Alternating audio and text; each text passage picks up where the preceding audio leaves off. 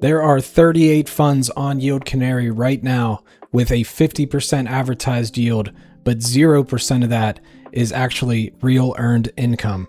In this video, we are ranking all 312 funds to find the ones that actually pay a true income yield, and we are going to get right into that now.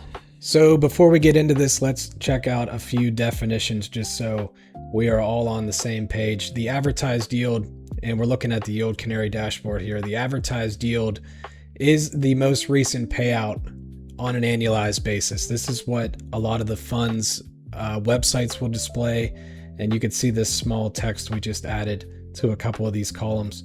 But the advertised yield is the most recent payout annualized.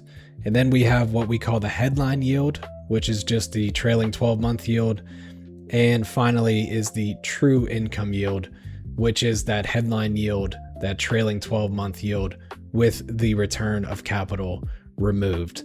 So you can see how a lot of these advertised yields, once you strip out the destructive return of capital, the true income yields are a much different story. For example, you may see a situation like this where you have an advertised yield up around 30%, but if you subtract out the return of capital that we are calculating, you'll see the true income yield come down to about 10.5%. This is a real example. I can't remember exactly which fund this is, but this is just an example of how misleading the advertised yields can be compared to the true income yields. So we're going to take a look at a couple of these advertised yields, and we're going to head to the Insights tab on YieldCanary, scroll a few lists down, and we're going to look at the highest advertised yield list.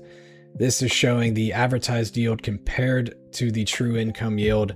And just to take a look at a few of these, ticker SLVO, for example, advertising a 132% yield, but once you strip out the return of capital, it tells a much different story, right about 30% on the true income yield. Then we have the biggest difference on the list, which is Grayscale's Ethereum covered call, ticker ETCO, advertising 126% and only having a true income yield of 0%, which is because 100% of it is return of capital.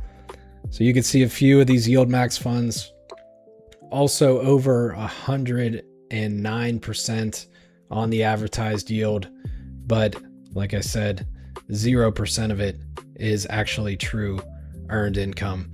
So this is just showing you the difference between advertised yield and true income yield. I know there's a group of people, a group of investors out there that they don't care about return of capital. They just care that the fund keeps paying them. But from personal experience, some of the stuff I put my money into in the earlier days, even if you think that's the case, that this 126% yield is a great thing, a lot of times you're going to see the NAV eroding, you're going to see the distributions declining, and funds that have low assets under management could see a liquidation like we just saw with Rec Shares and some YieldMax funds recently.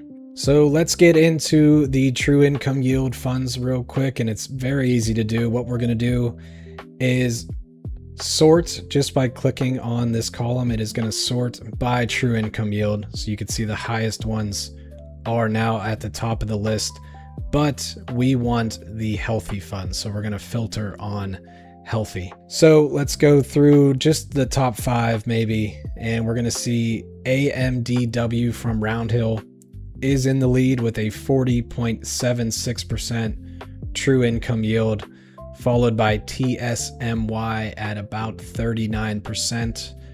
Then we have AMDY, a little below that, above 39%. Chippy, which is probably the healthiest fund out of the top 5 here, sitting at 33% on the true income yield.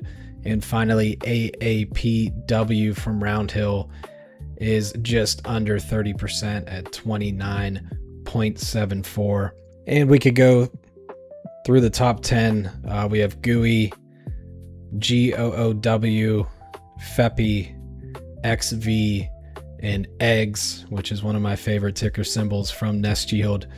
And that one's sitting at a little over 17% on the true income yield. So the point that I'm trying to hammer home here is basically if you see a fund that is advertising a 30% yield, but 100% of that is return of capital, meaning that it's a 0% true income yield, that is much different than a fund that's advertising 30% with 0% return of capital.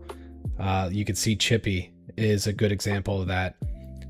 We have a true income yield of 33.17 and the return of capital is basically 0.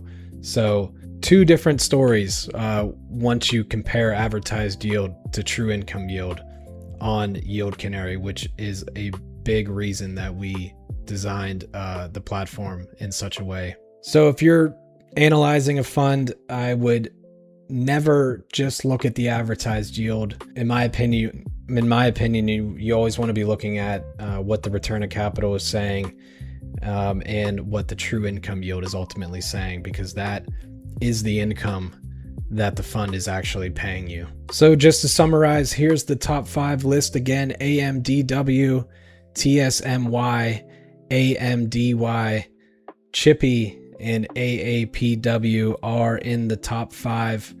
And if you like this type of content, please hit subscribe, because this data updates daily and weekly, especially the insights tabs.